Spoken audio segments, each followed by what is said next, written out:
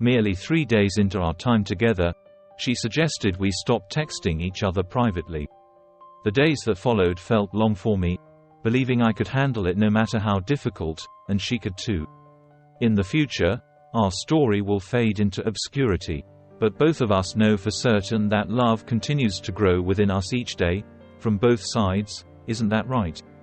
We share the same group of friends, and one recent day, after a group outing, she seemed burdened with many thoughts and invited everyone to stay for drinks. Being the youngest in the group, everyone was tired but willing to indulge her. She expressed a desire to drink, asking everyone how much they could handle, speaking to everyone in a manner very rarely seen around her.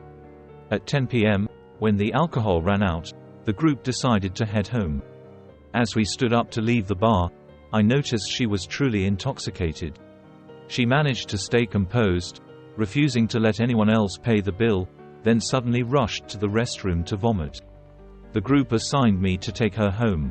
Today, as the rainy season begins, the rain seems relentless, as if to announce the arrival of Hanoi's rainy season. Every 5 minutes, she would open the car door to vomit, sometimes crouching on the ground despite the pouring rain. I didn't bring an umbrella, so I improvised with the sunshade from the car window to shield her. There were moments when both of us sat huddled on the curb like two weary travelers. I can't recall how many times we had to stop the car midway like that. She said she didn't want to go home now, afraid her daughter would see her in such a drunken state. She wanted to rest in the back seat and go home once she felt better. Seeing her damp, shivering, and exhausted, perhaps even sick, I decided to take her to a nearby motel. I was hesitant, as the motel staff might recognize that we weren't a couple and might even look at me with eyes of suspicion, given her intoxicated state. She was oblivious to it all. I let her rest while I sat alone, playing a few games of chess on my phone, losing every one of them. Around 1 a.m., she began to sober up a bit and urged me, "You should go home." Part of me wasn't reassured about her health. What if something happened to her while she was in this state of intoxication and unawareness? And yet, I worried about leaving her alone like this, knowing she was feeling so lonely, burdened with many thoughts. Normally, she barely drank, occasionally taking a sip or two to avoid being too rude when offered too much. She was quiet by nature, and no one in the group knew much about her personal life. As she gradually sobered up, she began to open up to me. She had been divorced for 5 years, not because of a third party but because of domestic violence, both physical and sexual. When her daughter grew older, she and her daughter decided to buy a house of their own. Currently, the two of them live together. She doesn't let anyone know she's a single mother because she doesn't want anyone to judge or pity her. I was quite shocked to learn this information.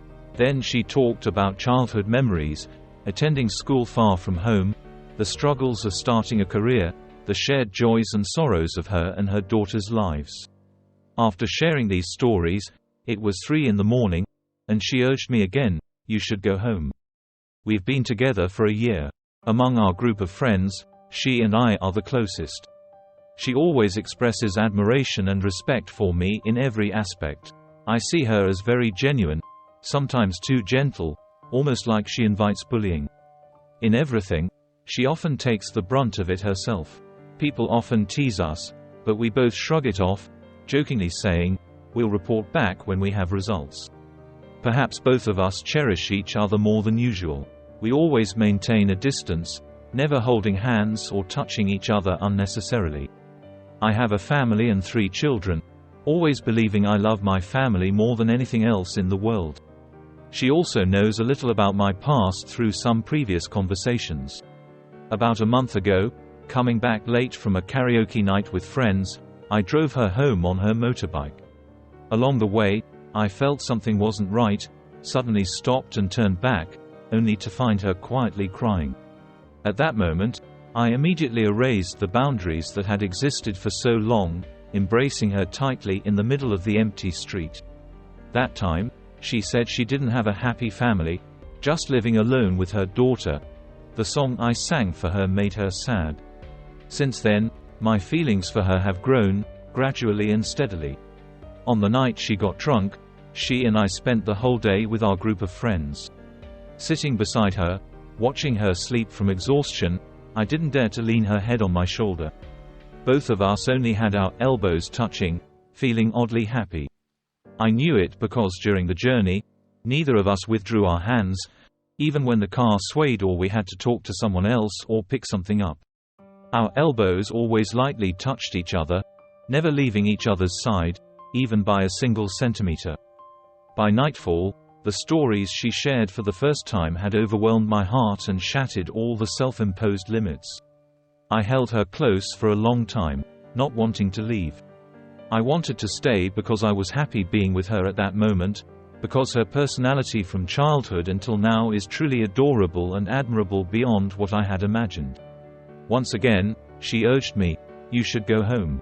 I said, "Things will be as you want them to be. I won't do anything different. But if I leave, will you regret or feel sorry later?" Two individuals who always set limits for themselves suddenly realized that if they separated now, they would never have another chance to be together. And then, she and I were together in a complete sense. Every gesture, every action, I could feel the depth of genuine emotion and love. Sometimes we would laugh and chat innocently like children. From that moment until now, it seems there hasn't been a single moment when I haven't thought of her. Even the sweet words and confessions remain from that night. I often inquire about her health and work as if she were a friend. She still responds, but she seems to want to normalize our relationship. Previously, even though I valued her highly, there were times when I didn't respond to her messages. Now I find myself unable to do anything but check my phone, eager to see if there's a message from her, wanting to message her right away. I sense the same from her. Even though we're both in Monday morning meetings at our respective offices, we reply to each other's messages almost instantly. The strange thing is that she avoids mentioning anything about our emotional connection. 2 days later, she suggested, "Let's not contact each other, send private messages anymore, okay? I'll explain the reason later if I get the chance, but maybe it won't matter." I respect her decision and hope she continues to stay strong. The one who appears strong but perhaps is weaker is me. I truly miss her. I vaguely imagine why she's distancing herself from me. Not because of what she said that night. "I'm afraid I'll push everything aside and fall for you." But because she's afraid I'll develop deeper feelings for her and neglect my family's happiness. I suspect she's half a lifetime of sacrificing everything to be with her daughter, and now she's planning to sacrifice the rest of her life to set an example for her daughter to follow. Her daughter is in 12th grade this year, perhaps still too young to understand many things. She's also about to turn 45, yet she looks much more beautiful and youthful than others her age.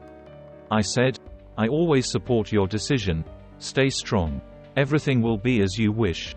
When she messaged, expressing her doubts about the decision to separate, I said, "You won't know if it's right or wrong until you try. If reason tells you it's right, then do it, and if it's wrong, don't hesitate to correct it. Stay strong, as that's what I wanted from the beginning when I came to you."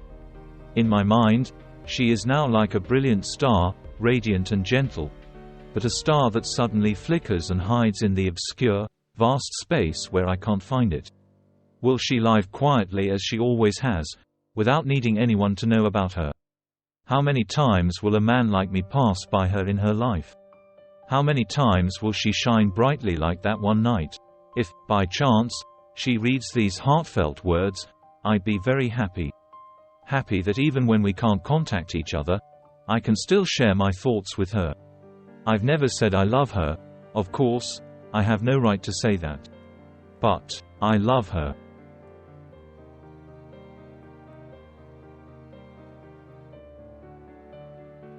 Thank you for your time with Late Night Confides. Please like, share and subscribe to give us more motivation. See you again in the next video.